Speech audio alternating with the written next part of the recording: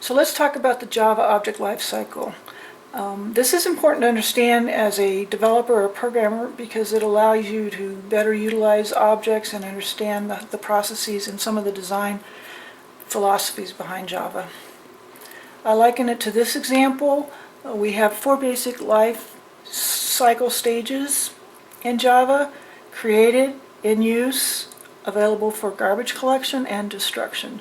So 1 is created in this picture, 2 is in use, where it's still useful and being used, 3, 4, and 5 would be the available for garbage collection states, and 6 is the dead state, when the material is destroyed and recycled. In this case, it would be the memory taken up by the object on the heap is reclaimed.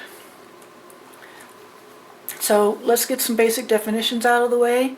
Stack and heap you hear about. In Java, the stack is where primitives are stored, local variables, integers, things of that nature, and references to objects. The heap is the area of memory that Java reserves for objects. And again, the typical difference that's talked about is persistence. Stack variables, stack data is short-lived. Data on the heap can be long-lived and persist beyond method returns. And references are just memory addresses that point to objects on the heap. And as long as the objects on the heap have references in the stack, they're said to be in the in-use stage alive still. Object creation is the first part we want to talk about. So the class must be loaded into memory. The class file goes from disk to RAM to be used. And typically this is loaded as needed when either of the 2 following things happen. When we use a new keyword, create an object via a new keyword, or when the main method of a class is ran. When that happens, memory is allocated both on the heap and the stack. Again, references go to the stack and the object itself, and any associated data goes on the heap. And then the constructor is called to do any initialization prior to it being available for use. So like in this picture here, I always like pictures, by the way. We have the resources, which are the stack and the heap. Memory is allocated, the raw object is created, then initialized, and then it's available for use. Another example, we have object live class and client class here. I put this in because it has examples of the new and the main methods of object construction. So we have class client calling main, at which point the class object would be in use. Within this, there is the new keyword. We're creating a new object here in the second line. OF equals new object life. In the next line down, we're using that object via its public method area, and we're printing out the results. The last line to note is this OF equals null. This is an example of explicitly dereferencing the object. And this just has implications for garbage collection that I'll discuss in a minute. So object use. Objects, as we've said, is used via its reference. We create the object and we use it via its public methods, their interface. And there's an example of that, or a pretty simple example. There can be more than one reference to a given object. There can also be multiple instances of an object. As long as there's a reference to an object existing, it stays alive, or in the in-use state. Here's an example.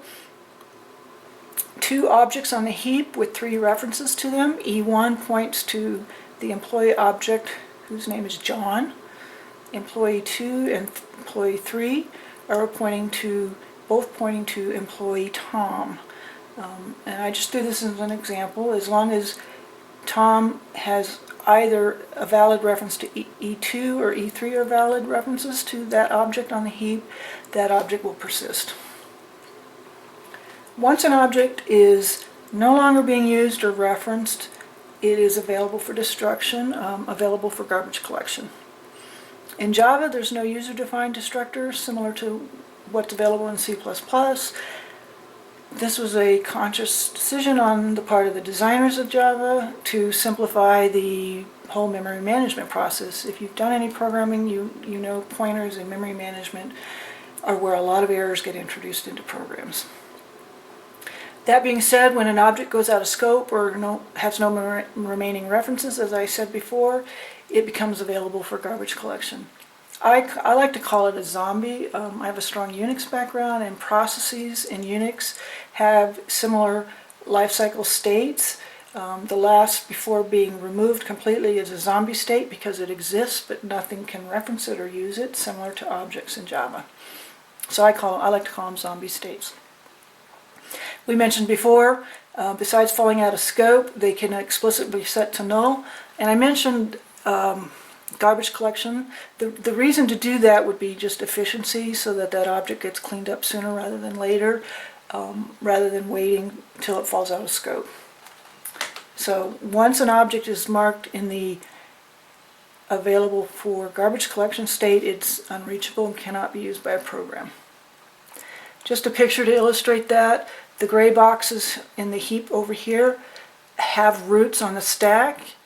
They have references, valid references, and can be reached. The red ones, however, are what I call the zombie objects that would be cleaned up the next time the garbage collection process runs. Excuse me. So stack versus heap, why? There's, I mentioned some decisions. Again, we're restating here the definitions, primitives versus objects for stack and heap respectively. Stack values only exist within the scope that they are created. Once it's returned, they are discarded. So putting primitives on the stack, local data on the stack that might be only used for a short term but maybe referenced multiple times is more efficient in terms of performance. Objects are on the heap. Objects are typically larger structures, and it's desirable for them to be around longer than just within a given method call, such as for multi-threaded. I'll get into that. They might be referenced by some other Java thread running. They are said to be persistent because they remain around as long as they're being referenced and are useful.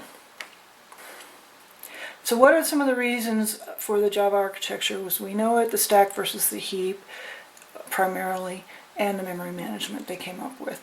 Well, Java was, in its original incarnation, was created to be machine independent. Some of the goals were to be a more pure object-oriented language, to run across networks, and to be available for remote applications. So the idea of multi-threaded applications was important. So being machine independent meant they created an extra layer, the Java virtual machine. When Java ran, it's compiled or just-in-time compiled into bytecode that the JVM then converts to platform-specific machine code. So they decided to minimize performance hits by keeping only local data on the stacks, keeping stack sizes small. Also, putting objects on the heap supports the multi-threaded applications. Any thread running can access anything on the heap. The other part was to keep memory management simple, because this was an area that was so error-prone, as I mentioned. By taking away memory management in terms of freeing up memory, they simplified the interface, so developers can create objects and use them. They don't have to be concerned about freeing up the memory associated with them. Questions? Okay, so to summarize, there are 4 basic states. You'll see different definitions in the literature with more states. That has to do with innovations and product-specific implementations. I like to think of it as 4 basic states: created, in use, available for garbage collection, and dead. Once they're created, which is a very temporary state, objects are in use as long as a reference to them remains, as long as any thread is using them. Once that is no longer the case, once no viable references to them exist, the objects are what I like to call a zombie state. They are available for garbage collection. They still remain on the heap, but they can't be used. Once the garbage collector runs, all those zombie objects are deleted and the associated memory is freed up. Questions? All right, well, thank you. I'll leave you with this, and thank you.